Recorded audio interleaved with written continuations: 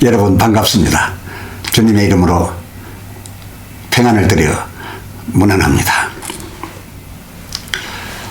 예수 임마누엘 이름 시리즈 시즌2 오늘 그 세 번째 시간 하나님 독생자 이제도 계시고입니다. 본문은 계시록 1장 8절입니다.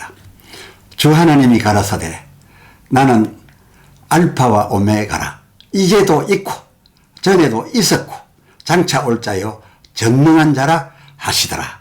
아멘.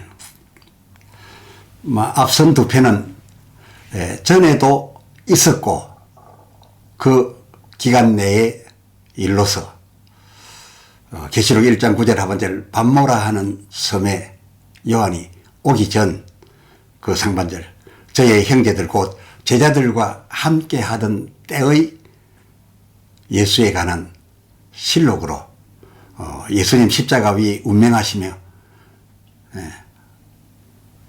요한복음 19장 30절 다 이루었다 까지 말씀드렸고 또한 함께 공감하였었고요. 바로 그 다음을 다룬 그 요한의 계시록 1장 4절 상반절 이제도 계시고 라고 한 이제도 이 기간 역시도 앞에서 말씀드렸던 전에도 기간 이후 얼마 지나지 않은 그러니까 요한의 생전 얼마 지나지 않았으니까요. 요한 그의 생전에 겪은 바 이제도인 것을 확인해 드립니다. 해서 그 예수님 저희와 함께 계실 때 맹하셨으며 물론 사도행전 1장 8절 하반절 땅끝까지 이르러 내 증인이 되라 교회들을 세우라 라고 하셨으되 바로 그 당시엔 대륙간 항공이나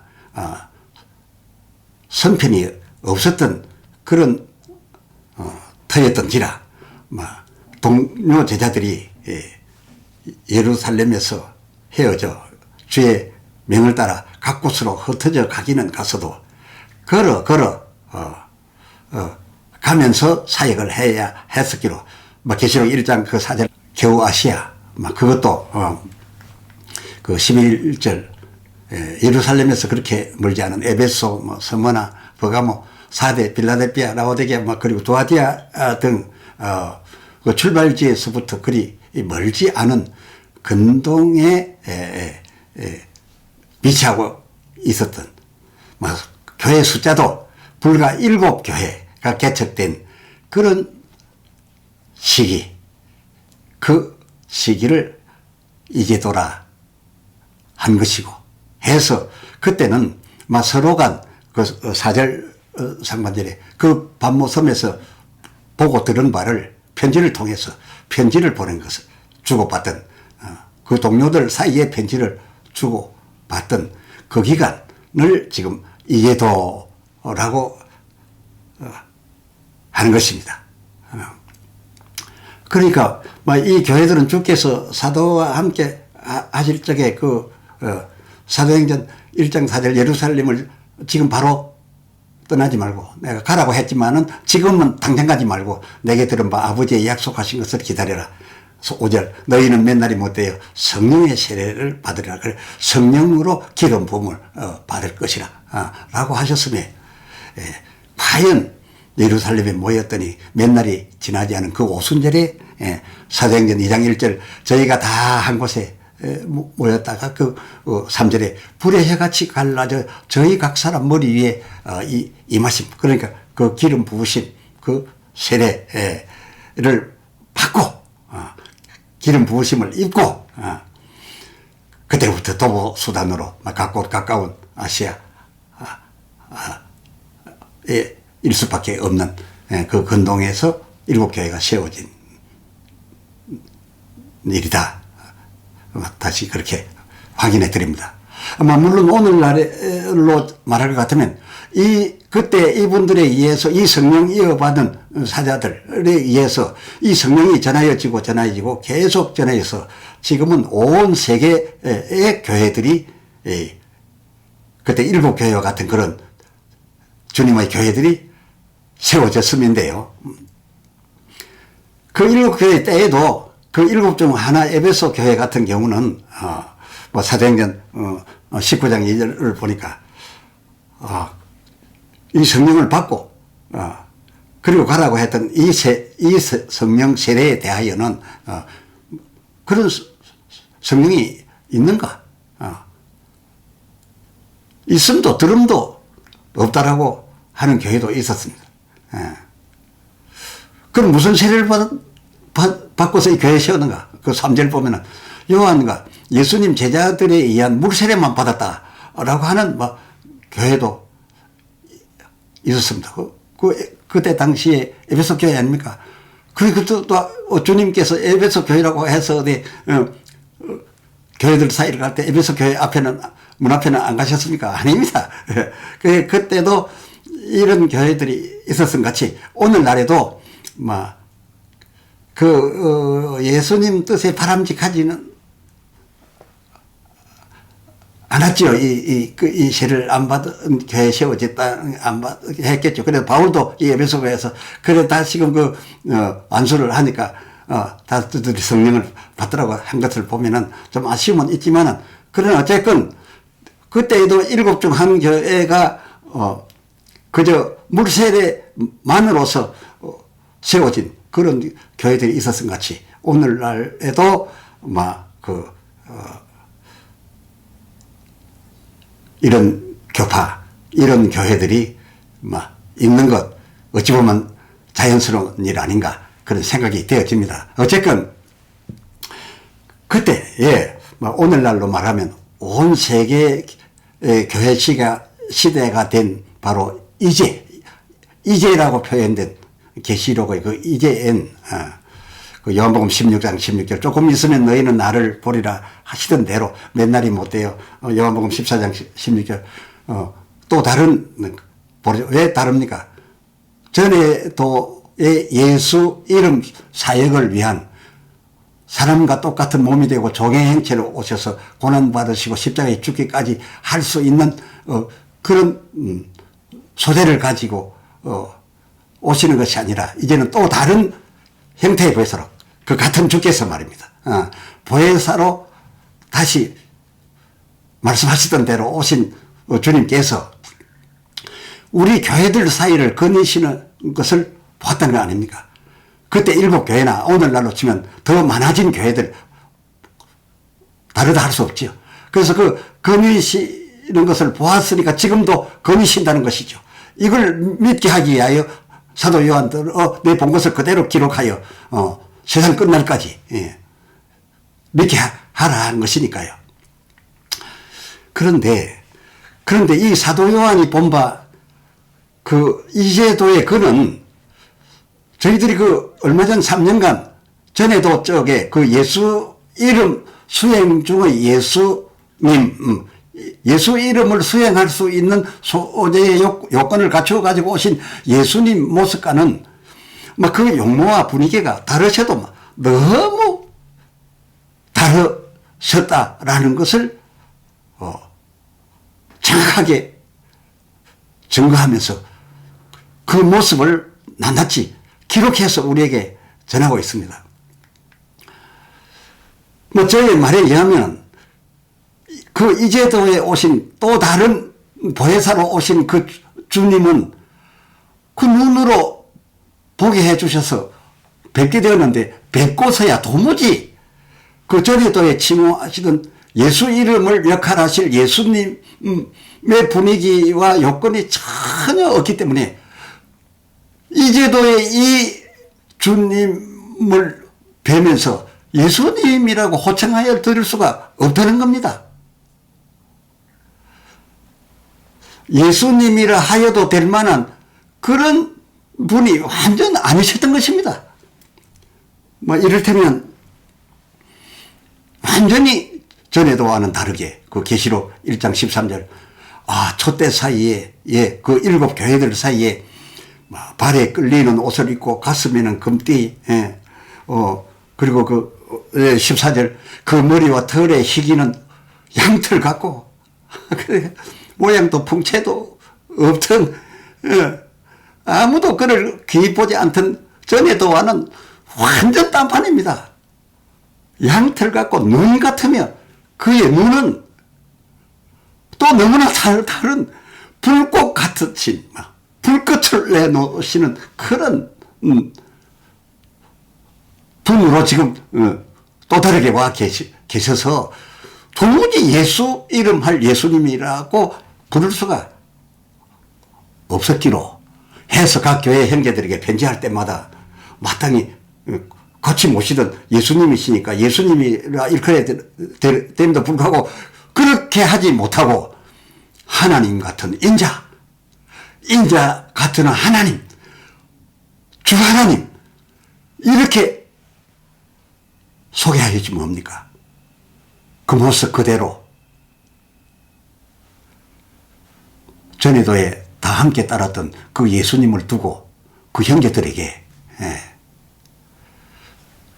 그야말로 전에 이사야 53장 7절 털 깎는 자 앞에서의 잠잠하시고 소리도 크게 내지도 아니하시고 아무 말도 하지 않으시고 들매지도 아니하시던 그이가 아니 지금 보게 된 이 제도에 오신 그분은 잠잠하기는커녕 소리도 크게 내지 않기는 커녕 오히려 그의 음성도 계시록 1장 15절 하반절을 보니까 많은 물소리, 이 무슨 말입니까?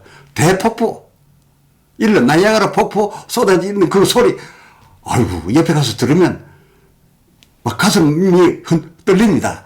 그런 소리 같아서 그분을 예수님이라 소개해야 마땅함에도 같이 따랐던 예수님이니까 마땅함에도 불구하고 도무지 그리 할 수가 없어서 그 편지마다 예수라 칭한 소개한 대신 그 계시록 2장 1절 하반절 7 금촛대 사이에 다니시는 이가 가라사대 편지마다 그 형제들에게마다 이렇게 그 편지를 시작했습니다. 그 편지에 예수님을 전에도의 예수님을 이렇게 소개한 겁니다. 엄청난 위용에 그 인자이신데 하나님 같으시니 주 하나님이 가라사대 이렇게 시작했습니다. 그런데 참 특이한 것은 그렇게 위용의 주님이 되어 오셨다는 것을 그 본대로 소개해 놓고서는 그 편지 끝나는 마감에는 그 7교회 형제들 모든 편지에 어김없이 그 편지 마감 부분에는 그 앞에서 소개한 이 하나님 같은 인자의 말씀을 들을지어다 이렇게 해서야 맞는데 그 위용의 인자는 쏙 빠지고 인자의 말씀을 아닌 성령이 교회들에게 하시는 말씀을 들을지어다 라고 하였음입니다. 물론 이 인자 성령으로 오셨으니까 이제는 그가 성령과 함께 더하기보다 더한 곱하기 수준으로 성령과 함께 오셨으니까 성령이 하시는 말씀만 들어도 주님이시고 밖에 계시는 모습만 문 밖에 서 계신 모습만 봐도 나누어서도 다 보혜사 이 성령이신데 그거야 문제가 없겠지만 그러나 밖에서 본 모습은 엄청난 위용에 보이는 모습을 소개해 놓고서 안에서 듣기는 성령이 하시는 말씀을 이 교회들에게 하시는 말씀을 들을지어다 라고 하였습니다. 예외 없이요. 게다가 그를 보고 싶은데 그를 보아야 되는 눈, 그 열어주셔야 되는 눈, 이 눈은 배제하고 그 성령이 하시는 말씀을 들을지어다 앞에 조건이 뭐냐 하면은 계시록 3장 22절 귀 있는 자는 들을지어다. 그러니까 들을 귀 있는 자는 들을지어다 했어요. 이 교회 안으로 들어온 밖에 그 엄청 이용의 주께서 말씀하시는 음성을 그의 사자들의 목소리를 통하여 성령 감동하여 성령으로 하시는 말씀을 들을 것이라 했으니 들을 귀 있는 자는 들을지어다 한 거 보면 이 말씀 안에도 교회 안에 들어왔으되 또 교회에 따라서는 이 성령으로 하시는 말씀을 들을 수 없는 귀의 소유자도 있음을 내포하고 있다. 이렇게 여겨집니다. 뭐 이건 그가 계시록 3장 20절 문 밖에 서서 계속 계시며 문은 두드리셔 놓고 이에 교회 애들이 교회 안에서 귀를 기울이며 누구십니까? 이렇게 알고자 하는 그 교회 안으로 문 열어라 나 들어간다 이렇게 하신 것이 아니라 그 안으로는 그 3장 20절 그의 음성을 들여보냅니다. 그래서 음성을 듣고 오 주여 오셨나이까? 라고 그 주님이 안으로 들어오시기를 바라지만은 문 열어라 하지 않았습니다. 열 것은 나를 보기 위해서 열라고 한 것이 아니라 성령으로 하시는 말씀을 들으라고 들어보내신 겁니다. 이 말씀을 들어보내신다는 거 아닙니까? 해서 뭐 그때나 지금이나 그 교회 안에 있는 성도들은 대개가 거의 전부가 이 말씀을 그의 사자들을 통하여 성령으로 감동한 그 설교를 귀로 들을 뿐 그의 그 어마어마한 위용의 그의 모습은 볼 수가 없습니다. 밖에 계속 계셔서인지 안으로 들어오셨는데 볼 수 있는 눈을 열어주시지 아니하셔서 그런지는 모르겠습니다만 그럼 대체 왜 이러신 걸까요? 왜 이런 구조로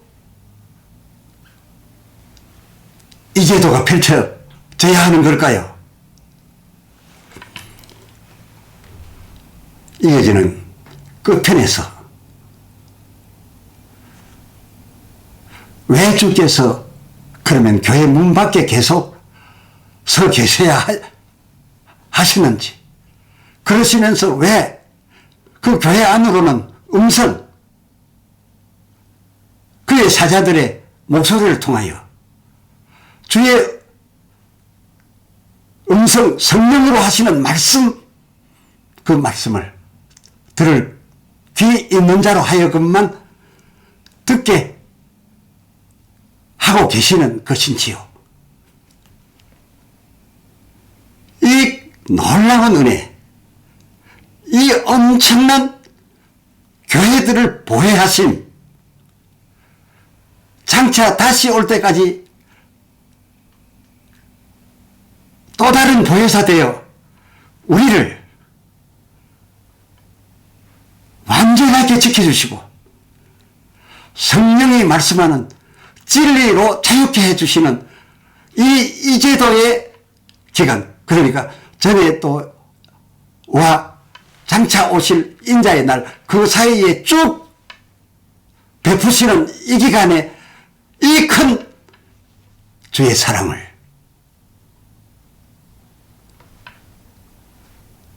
말씀드리려 합니다. 꼭 함께 해주셔서 그 사랑, 그 그 보혜하심, 그 자유 우리의 소유 하십시다. 할렐루야.